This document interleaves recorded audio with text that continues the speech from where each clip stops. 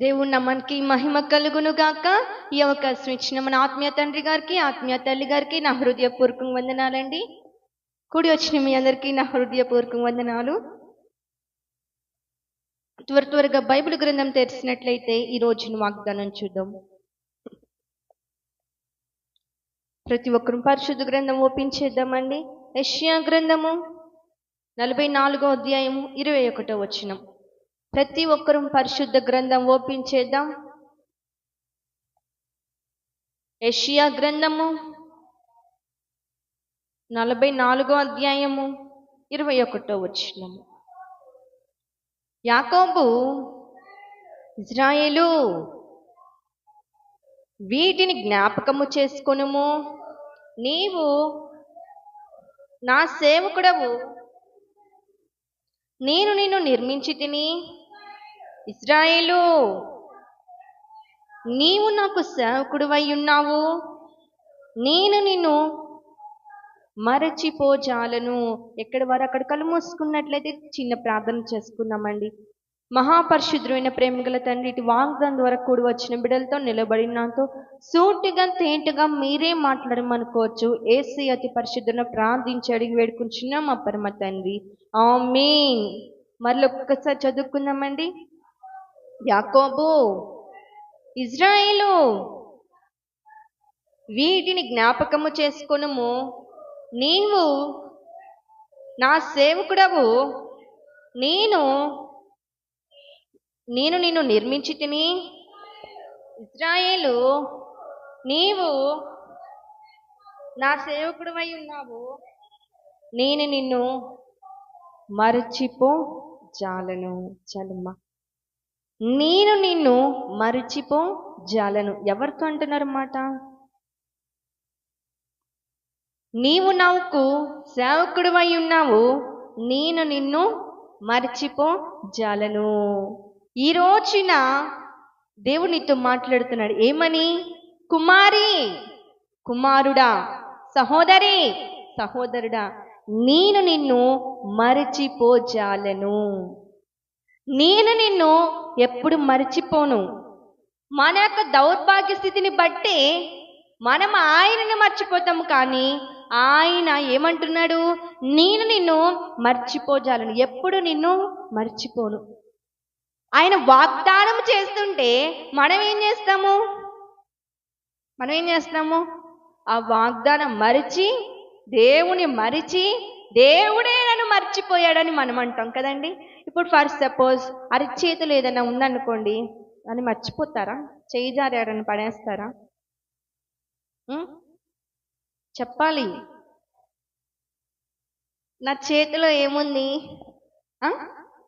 ఏడని వేస్తానా? అరిచేతిలో ఉంది కదా, ఏం చేస్తా? గట్టిగా పట్టుకుంటా. అలానే నువ్వు లోకానుసారంగా ఏది నువ్వు మర్చిపోట్లా, కానీ దేవుడే నేను మర్చిపోయాడు అంటున్నావు. ఎందుకు అనుకుంటున్నావు? నువ్వు చేస్తున్న ప్రార్థనకి జవాబు రాకపోతే నా దేవుడు నన్ను మర్చిపోయాడు, నా దేవుడు నన్ను విడిచిపెట్టాడు, ఆయన నా చెయ్యి విడిచిపెట్టాడు అని అంటున్నావు.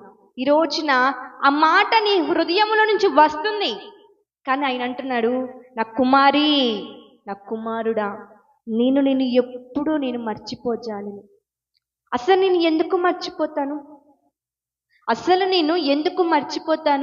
నువ్వు చేస్తున్న ప్రార్థన, నువ్వు కారుస్తున్న కన్నీరు, నువ్వు చేస్తున్న ఉపవాస ప్రార్థన, అది వ్యర్థముగా పోదు. నేను నిన్ను మరవను, ఎడబాయిన దేవుడని వాగ్దానం ఉంది. కానీ మనమేమనుకుంటున్నాం? మన యొక్క ప్రార్థనకి కాస్త ఆలస్యం అవుతే నా దేవుడు నిజముగా నా ప్రార్థన మర్చాడు కాబట్టి నాకు జవాబు రావట్లా. ఏంటంట? నిజముగా నా ప్రార్థనకి జవాబు ఎందుకు రావట్లా? ఆయన నన్ను మర్చిపోయాడు. ఫర్ సపోజ్ ఈ రోజున ఒక సిస్టర్ కొత్తగా వచ్చింది అనుకోండి, మరలా పాస్టర్ గారు ముగింపు ఉపవాస ప్రార్థన పెడతారు కదా. ఇదే సిస్టర్ ఈ రోజు వచ్చిన సిస్టర్ ఆ రోజు వచ్చింది ముగింపు ఉపవాస ప్రార్థనని. మర్చిపోతారు మీరు అవని? మర్చిపోతాంలేండి. ఈ లోపల చాలా మంది వస్తుంటారు, చూస్తూ ఉంటాం, మర్చిపోతాం కదా, మర్చిపోతాం. కానీ ఆయన అంటున్నాడు, నువ్వు ఎవరవైనా సరే, ఏ స్థితిలో ఉన్నా కానీ, నిన్నుగా నేను ప్రేమించా, నిన్ను ఎందుకు మర్చిపోతాను? నువ్వు చేస్తున్న ప్రార్థన, నువ్వు కారుస్తున్న కన్నీరు నేను చూస్తున్నా, ఎందుకు నేను మర్చిపోతాను? ఎప్పుడు నేను నిన్ను మర్చిపోజాలను.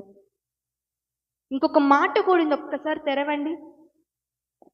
ద్వితీయోపదేశ కాండము 4వ అధ్యాయము 31వ వచనం. ద్వితీయోపదేశ కాండము 4వ అధ్యాయం 31వ వచనం.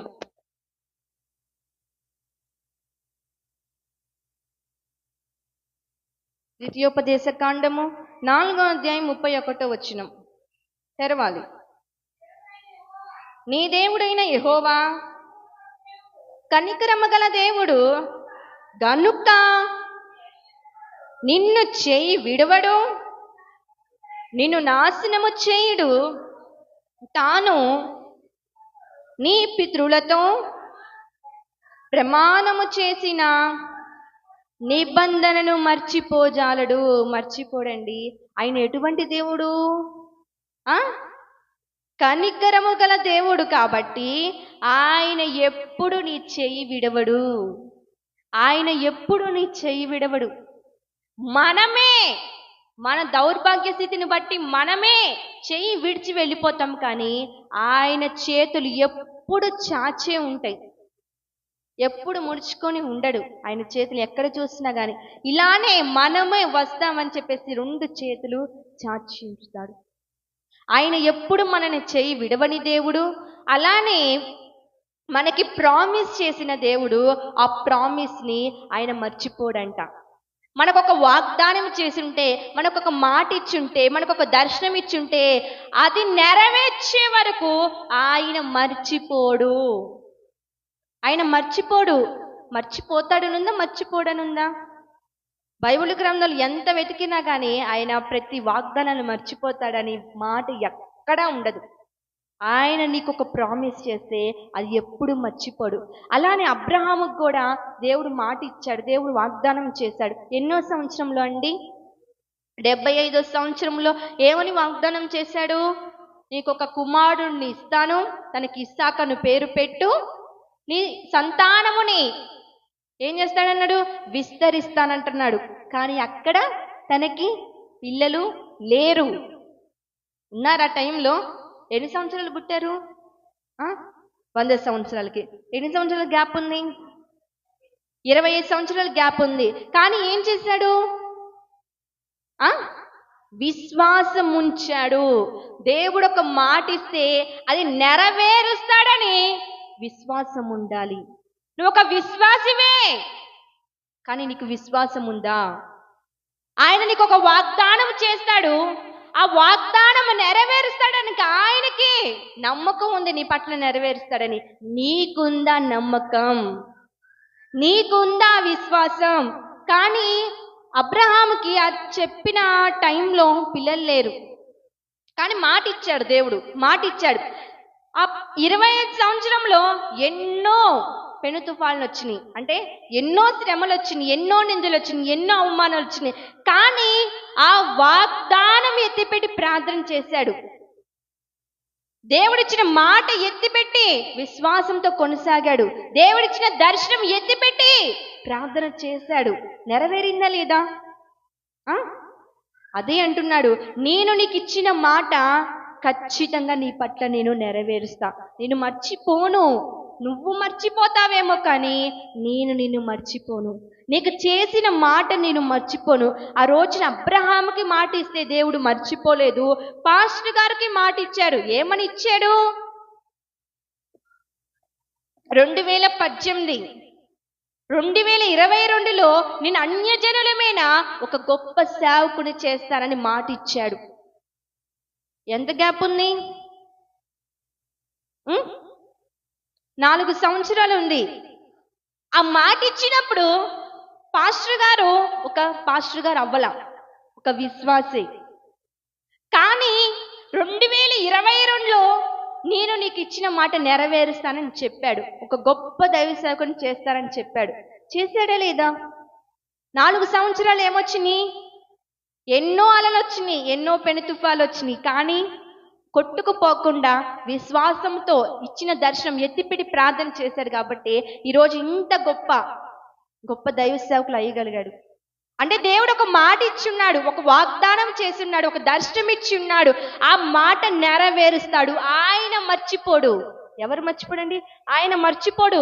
నీ ప్రార్థనకి జవాబు రావట్లేదని నువ్వు అనుకుంటున్నావే కానీ, కాస్త ఆలస్యం అవుతుంది అనుకుంటున్నావే కానీ, ఆలస్యం వెనకాల కూడా గొప్ప అద్భుతం దాగుంది. నీకు తెలుసా?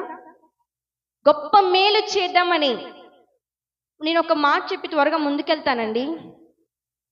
నీ ప్రార్థనకి ఎక్స్పైరీ డేట్ ఉండిద్దా? చెప్పండి. మరి మెడిసిన్కి, ట్యాబ్లెట్లకి, మరి ఫుడ్ ప్యాకెట్స్కి, మరి వస్తువులకి, ఇంకేముంటాయి?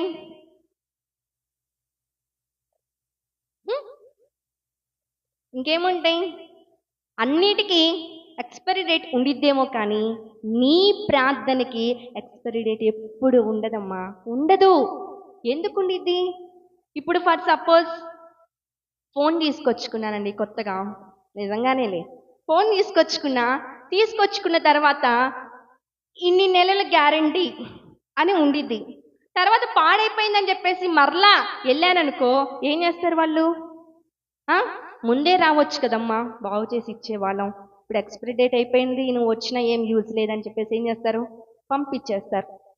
మెకానిక్ షాప్కి వెళ్ళా, బండి పాడైందని. ఏమైనప్పుడు వాళ్ళు ఏం చేస్తారు? అన్నీ పాడైపోయినాయి, మరలా నువ్వు కొత్తగా రిపేర్ చేయడం కంటే కొత్త బైక్ కొనుక్కోవడం బెస్ట్ అని చెప్పేసి పంపిస్తారు. ఫుడ్ ప్యాకెట్ పాయిజన్ అయిపోయింది ఎక్స్పైరీ డేట్ అయిపోతే కదా. అలానే నీ ప్రార్థనకి ఎక్స్పైరీ డేట్ లేదు, ఉండదు కూడా. ఎందుకంటే ఆయన నీ ప్రార్థన ఆలకిస్తున్నాడు కాబట్టి, నిన్ను మరవని దేవుడు కాబట్టి. ఆయన ఒకవేళ నేను మరిచితే ఈరోజు నీ విధంగా నువ్వు సజీవంగా ఉండవు, ఈరోజు నీ విధంగా నీ కుటుంబంతో గడపవు. మరి ఎందుకంటున్నావు ఈ రోజున నన్ను మర్చిపోయాడని? ఎందుకు అనగలుగుతున్నావు? నా చెయ్యి విడిచాడని. ఆయన ఎప్పుడు నిన్ను మర్చిపోజాలడు. కాస్త ఆలస్యం అవుతుందని బాధపడుతున్నావు, బాధ ఉంటుంది. కానీ విశ్వాసం ఉండాలి, నిరీక్షణ ఉండాలి, ప్రార్థన ఉండాలి, ఎడతెడక ప్రార్థన ఉండాలి. ఈ రోజున వాగ్దానంలో ఒక క్యాలెండర్లో వాగ్దానం చూసారండి? క్యాలెండర్లో వాగ్దానం చదవలేదా? ఏముంది?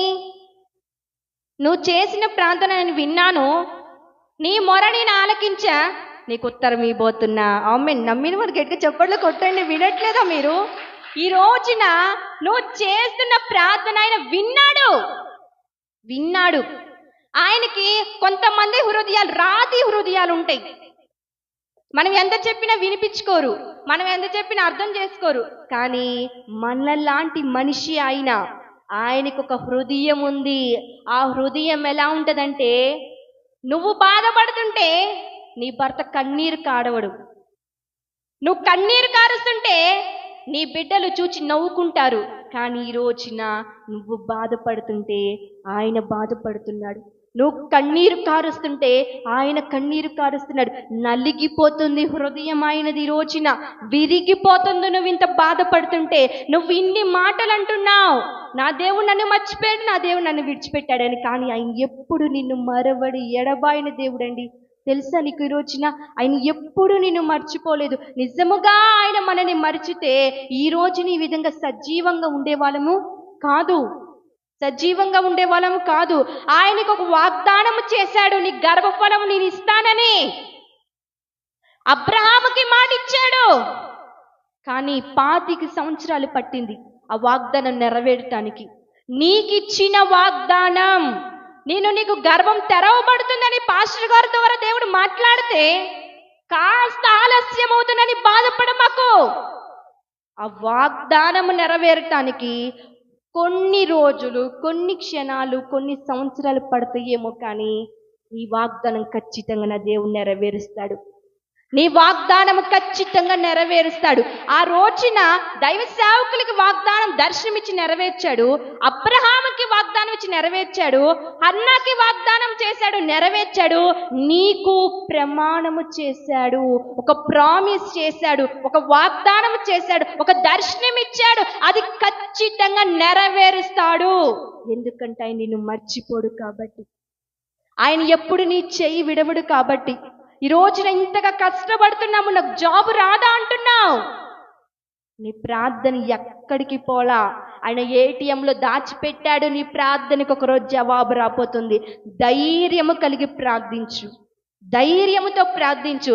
నువ్వు బాగానే చెప్తున్నావు సిస్టర్, ప్రార్థన చేయడానికి బాగానే వస్తుంది, కానీ ఇంటికి వెళ్ళేసరికి మా యొక్క సమస్యలు చూసి మాకు ఏమి చేయాలో అర్థము కావట్లా, ఏం చేయాలో అర్థము కావట్లా.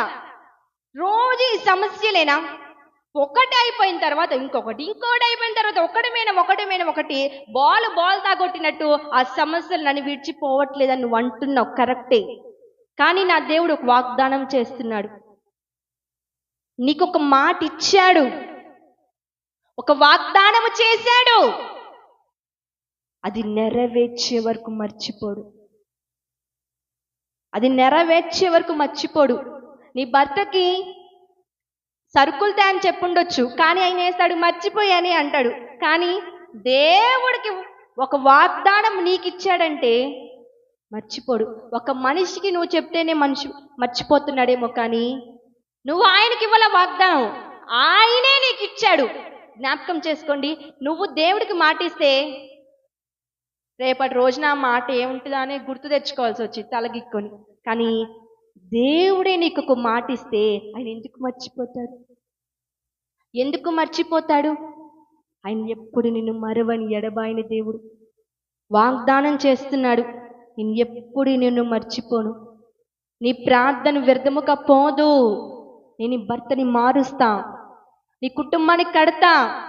ఎంతగానో ఉపవాసాలు ఉంటున్నావుగా, కన్నీరు కారుస్తున్నావుగా, అది నేను చూస్తున్నా. కన్నీరు వ్యర్థముగా కాదు, రాత్రి అంతా ఏడ్చుకుంటున్నావో, ఒక్కదాన్నే కూర్చొని ఎంతగా బాధపడుతున్నావో, అది నేను చూస్తున్నా అంటున్నాడు. ఈ రోజున ఆ వాగ్దానం ఎత్తిపెట్టి ఎంతమంది ప్రార్థన చేస్తున్నారో నిజముగా ఒక్కసారి చేతులు ఎత్తండి.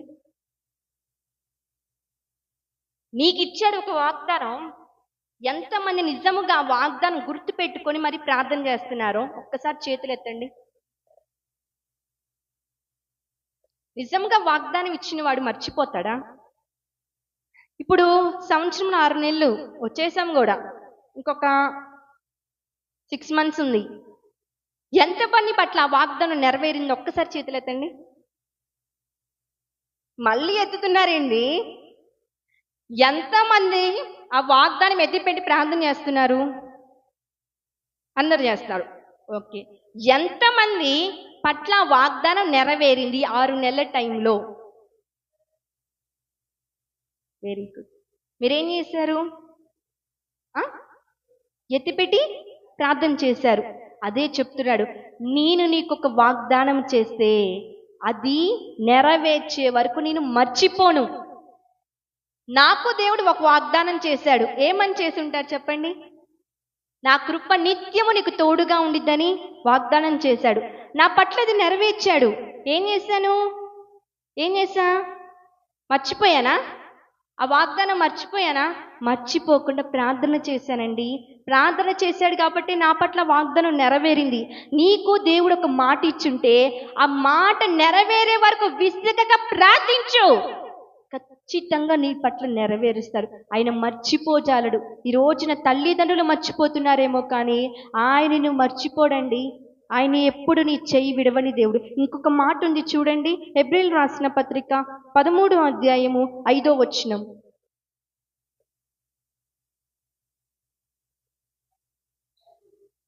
హెబ్రీయులకు రాసిన పత్రిక 13వ అధ్యాయం 5వ వచనం చదవాలి.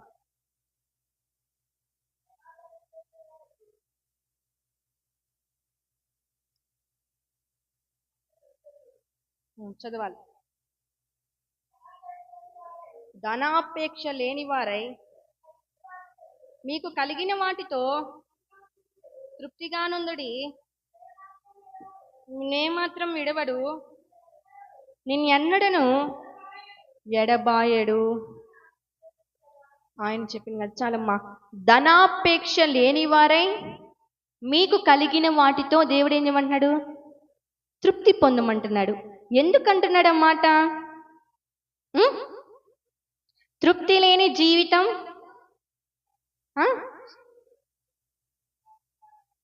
శాపకరం. ఈ రోజున నీకున్న దానిలోని తృప్తి పొందమంటున్నాడు. ధనాపేక్ష సమస్తమైన అన్నిటికీ మూలము. సమస్తమైన ఇక్కడే ఉంది. ధనాపేక్ష సమస్తమైన అన్నిటి కీడుకి మూలము. కానీ ఆయన ఏం చేశాడు? నీ బిడ్డలు నేను పోషిస్తానంటే, మాట ఉంది, వాగ్దానం ఉంది, నీ బిడ్డలు నేను వృద్ధి పొందిస్తా, నీ బిడ్డలు నేను పోషిస్తానంటే, ఈ కరువు కాలంలో ఆయన వచ్చి నా బిడ్డలు పోషించేది ఏంది? కష్టపడపోతే రూపాయి రాదు. ఎలా పోషిస్తాడు? ఫీజులు వస్తాయి, పిల్లలకి భోజనం ఏంటి, చదువులేంటి, కష్టపడపోతే ఎలా వస్తాయి అని ఈ రోజున కష్టపడాలి. కానీ ఆ ధనమే సర్వస్వం అవ్వకూడదు, ఆ ధనమే ప్రాణం అవ్వకూడదు, ఆ ధనమే కుటుంబములో భార్య భర్తల మధ్య గొడవలు రేపింది. ఆ ధనమే ఏం చేస్తారు? భోజనమైనా మానుకుంటారు, కానీ నెలలో చేతిలో 5,000 లేకపోతే మెంటల్ హాస్పిటల్ ఎక్కడుందా అక్కడికి వేయాల్సి వచ్చింది. కానీ ఆ ధనమే సర్వస్వం అవ్వకూడదు. ఆయన ఏమంటున్నాడు? నిన్ను ఎన్నడను ఏమాత్రమును విడవను ఎడబాయనని వాగ్దానం చేసిన వాడు నెరవేరుస్తాడని నమ్మకం ఉందా? మాట ఇచ్చిన వాడు సజీవంగా ఉన్నాడా లేదా చెప్పండి ఒకసారి. మీ ఫేసెస్లో నాకు ఇంత క్లారిటీ కూడా రావట్లేదు అసలుకి. ఉన్నాడు. మరి ఆ వాగ్దానం చేస్తే నీ పట్ల నెరవేరుస్తాడని నమ్మకం ఉందా?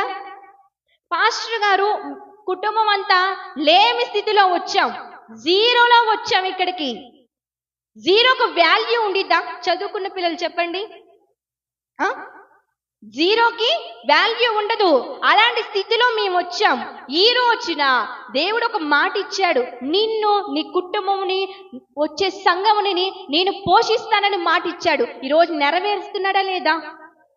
జీరోలో వాల్యూ ఉండదు, కానీ జీరో పక్కన ఒక్కటిగా నిలబడిన యేసయ్య ఈ రోజున పోషించగలుగుతున్నాడు. నమ్మకం ఉంది, దేవుడు ఆ మాట ఇచ్చాడు నెరవేరుస్తాడని. ఈ రోజు నీకు ఎందుకు ఉండట్లేదు నమ్మకం? ఎందుకు ఉండట్లేదు? నీ కుటుంబాన్ని నేను పోషిస్తాను కదా, నీ కుటుంబం నేను ఆశీర్వదిస్తాను కదా, నీకు ఒక మేలు చేసి నీ పితరులందరికంటే నేను అత్యధికంగా నిలబెడతాను కదా అని మాట ఇచ్చిన దేవుడు పట్ల నువ్వు ఎందుకు విశ్వాసం ఉంచట్లేదు? ఎందుకు ఉంచట్లేదు? ఆయన నిన్ను ఎన్నడూ విడవడండి, ఆయన ఎప్పుడు నిన్ను మర్చిపోజాలడు.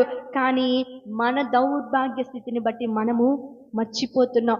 చిన్న శ్రమ రాగానే నా దేవుడు నన్ను విడిచిపెట్టామంటున్నావు, చిన్న కష్టము రాగానే నా దేవుడు నన్ను మర్చిపోయాడంటున్నావు. ఎందుకు అనగలుగుతున్నావు? ఈ రోజున ఎందుకు అనగలుగుతున్నావు? నీకు మాట ఇచ్చాడు, ఖచ్చితంగా నీ పట్ల నెరవేరుస్తాడు.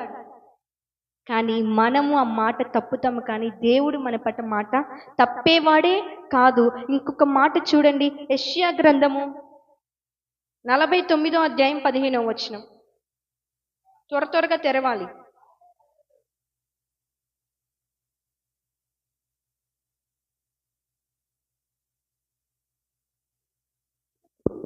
యెషయా గ్రంథము 49వ అధ్యాయం 15, 16 వచనాలు.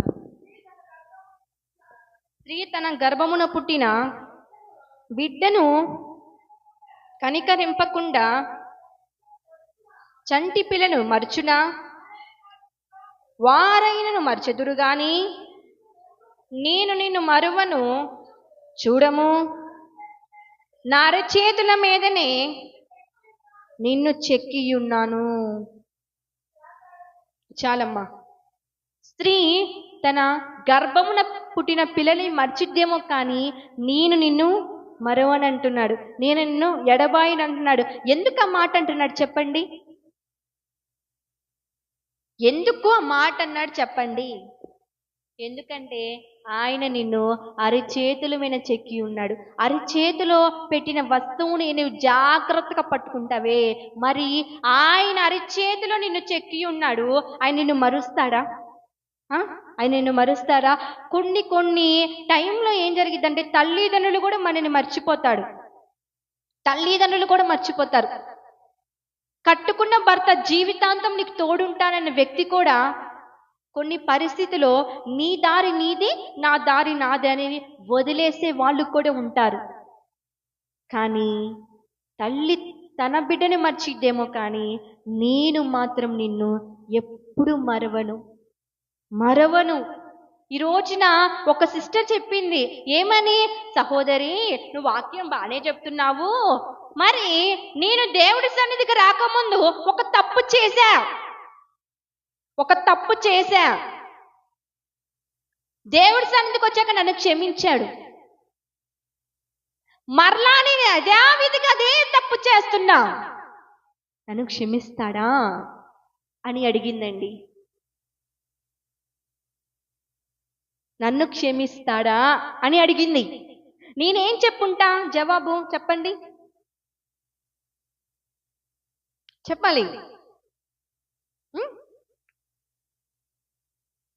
ఆన్సర్ చెప్పాలండి. క్షమిస్తాడు అని చెప్పానని మీరు అంటున్నారు. నేనలా చెప్పలా. ఆయన ఎటువంటి దేవుడు? మనం చదువుకున్నాంగా, కనికరము గల దేవుడు. కాబట్టి నువ్వు ఏమి చేసినా, ఎటువంటి స్థితిలో ఉన్నా, ఎటువంటి పరిస్థితిలో ఉన్నా నీ చెయ్యి విడవడు. ఆ మాట అన్న కాన్నే కళ్ళంబడి నీళ్లు కారిపోతని. నిజముగా నేను ఎంత ఓదార్చినా ఆ ఓదార్పు ఆమెకు దక్కట్లేదండి. నిజంగా మాట అన్నగాని ఎంతగానో ఏడుస్తుంది. నిజముగా నేను అనుకున్నాను ఆ మాట దేవుడే చెప్పించాడని. నేను మీలాగా క్షమిస్తాడంటే అంతటితో వెళ్ళిపోయేది, మళ్ళా యథావిధిగా చేసేది, మళ్ళా క్షమిస్తాడని ఝాన్సీ చెప్పింది కానీ నా దగ్గరకు వచ్చేది. కానీ ఆ మాట అనగానే, ఒకే ఒక్క మాట అనగానే, సహోదరి క్షమాపణ నన్ను అడుగుతుందండి. నన్ను కాదు అడగాల్సింది ఆయన. నువ్వు తెలుసో తెలియక చేసి ఉంటావు, కానీ ఆయన క్షమించేవాడే. నువ్వు దేవుడి సన్నిధిలో చేసింటావు ప్రార్థన, నువ్వు కార్చుంటావు కన్నీరు, రాత్రి అంతా ఏడ్చుకొని ఉంటావు. నిజముగా ఎవరికి చెప్పలేని బాధ నీ హృదయంలో దాగి ఉండొచ్చు. అది చూస్తున్నాడు నా దేవుడు, అది చూస్తున్నాడు. ఎప్పుడు నిన్ను విడిచిపెట్టడు, ఎప్పుడు నిన్ను ఎడబాయుడు. ఈ ఒంటరి బ్రతుకు ఎందుకని బాధపడుతున్నావా? ఒంటరి జీవితం ఎందుకని బాధపడుతున్నావా? ఎంతగానో ఎదురు చూస్తున్నా నా కుమారుడికి వివాహం అవుతే చక్కగా లైఫ్ సెటిల్ అయిద్దని, కానీ బాధపడుతున్నావా? నువ్వు ప్రార్థన చేశావు, ఆ ప్రార్థన రాసేసుకున్నాడు. గొప్ప జవాబు నీకు త్వరలోనే ఇవ్వబోతున్నాడు. నమ్మిన వారికి గట్టిగా చెప్పలేదు. ఆయన నువ్వు చేసిన ప్రార్థన విన్నాడు. ఎందుకంటే ఆయన మర్చిపోజాలడు. ఆయన నేటికి కూడా సజీవంగా ఉండి మన ప్రార్థన ఆలకిస్తున్నవాడు సజీవమైన దేవుడు.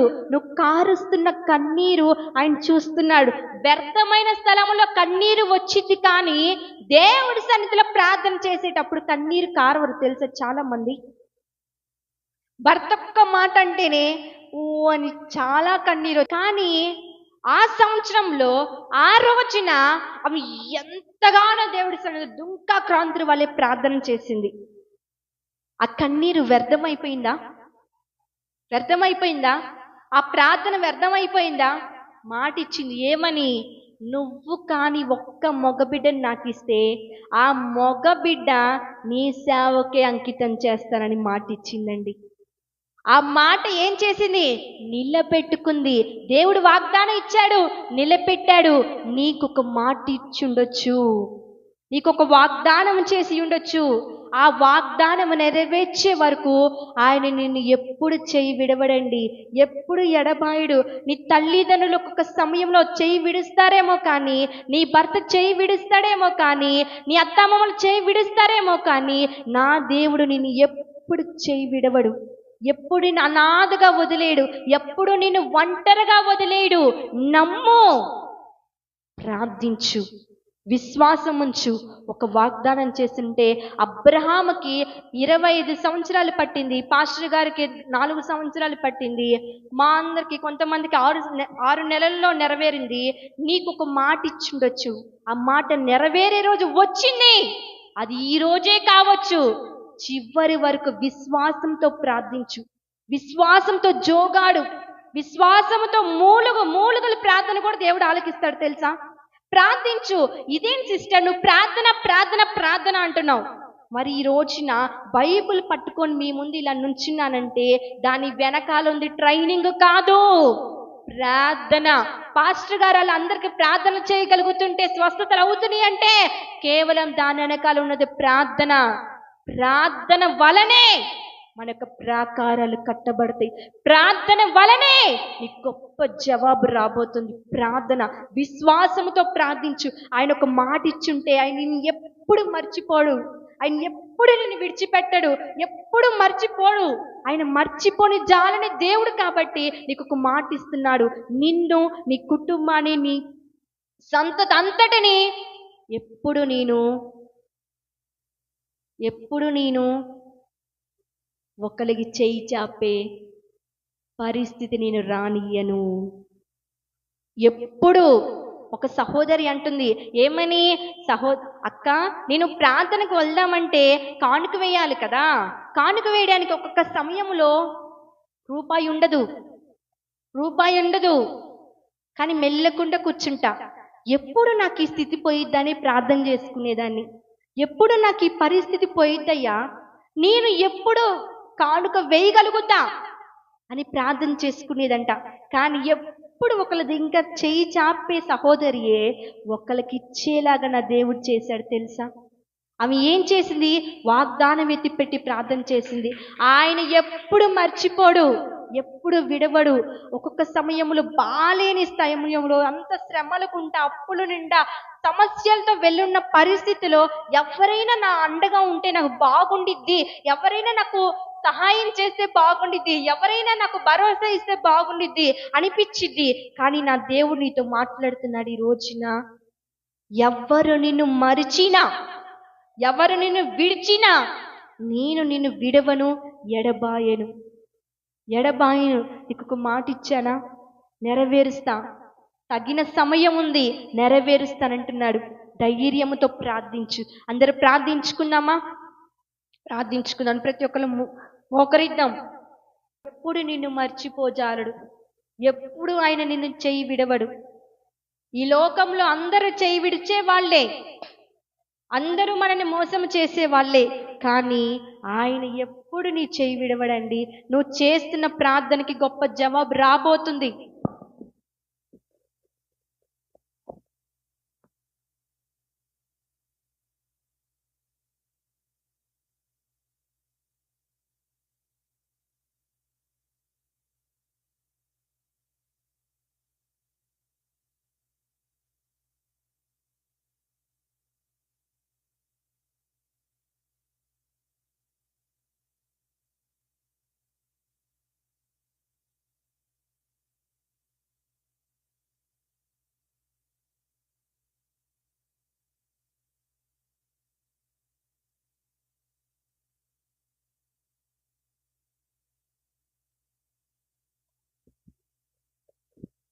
తల్లి తన బిడ్డలను మరచినా, నేను నిన్ను మరువలేనంటివే.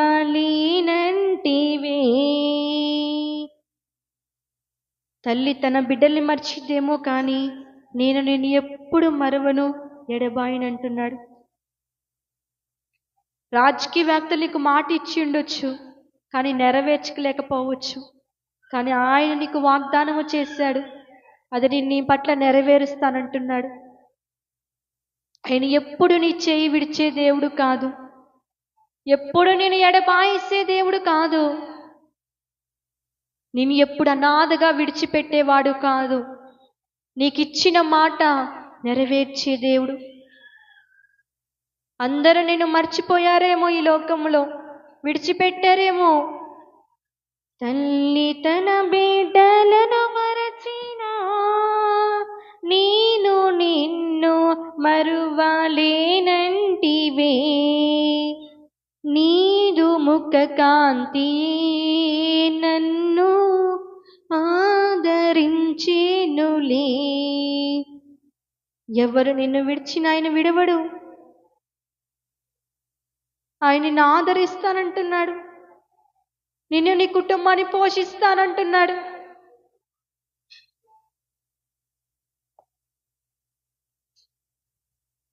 స్తోత్రము నాయన, మహాపరిశుద్ధుడైన ప్రేమ గల తండ్రి, నామానికి ఘనమైన స్తోత్రాలు ప్రభువా.